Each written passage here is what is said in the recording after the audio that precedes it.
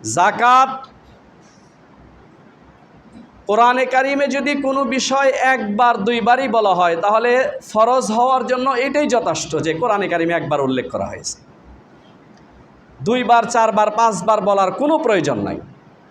এরপরেও কোরআনে কারিমে নামাজের সাথে জাকাতের বিষয়টি দুররে মুখতার ফিকহে হানাফির প্রসিদ্ধ কিতাব তার বিবরণ অনুযায়ী 82 জায়গায় নামাজ এবং জাকাতের কথা একত্রে উল্লেখ করা হয়েছে। এবার বুঝুন মোহতারাম হাজরিন, জাকাতের বিষয়টা কত গুরুত্বপূর্ণ হলে কোরআনে কারিমে 82 স্থানে আল্লাহ পাক নামাজ এবং জাকাতের বিষয়টিকে একত্রে উল্লেখ করেছেন। দুররে মুখতারে বিষয়টি এভাবে উল্লেখ করা হয়েছে, কর্নুহা বিসসালাত ফি ইসনাইন ওয়া সাবঈনা মাওজাআন দলিলুন আলা কামালিল ইত্তিসালি বাইনাহুমা। কোরআনে কারিমে জাকাত এবং নামাজকে একত্রে 82 জায়গায় বয়ান করার মাধ্যমে পরিষ্কারভাবে বুঝে আসে নামাজ এবং জাকাতের গুরুত্ব ইসলামী শরীয়তে কত বেশি।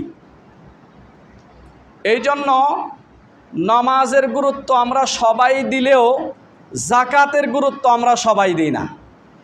অথচ আল্লাহর নবীর ইন্তেকালের পরে সর্বপ্রথম খলিফা হজরতে আবু বকর সিদ্দিক রাদিয়াল্লাহু তাআলা আনহুর জামানায় কিছু লোক জাকাত দেওয়াকে অস্বীকার করলো বিভিন্ন অজুহাত দাঁড় করিয়ে।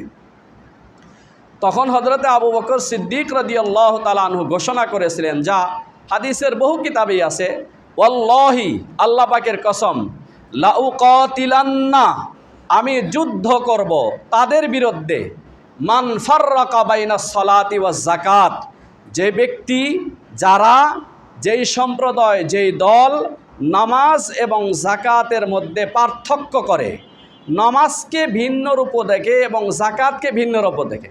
অথচ জাকাত যেমন আল্লাহ পাকের সর্বোচ্চ, নামাজ যেমন সর্বোচ্চ গুরুত্বপূর্ণ ইবাদত, জাকাতও এইরকম সর্বাধিক গুরুত্বপূর্ণ ইবাদত।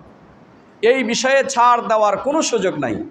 আল্লাহর নবীর সাহাবী হজরত আবু বকর কথা বলার পরে হজরত ওমর একটু আপত্তি করলেন, আপনি কিভাবে যুদ্ধ করবেন তাদের বিরুদ্ধে যারা কালেমা পড়ে মুসলমান।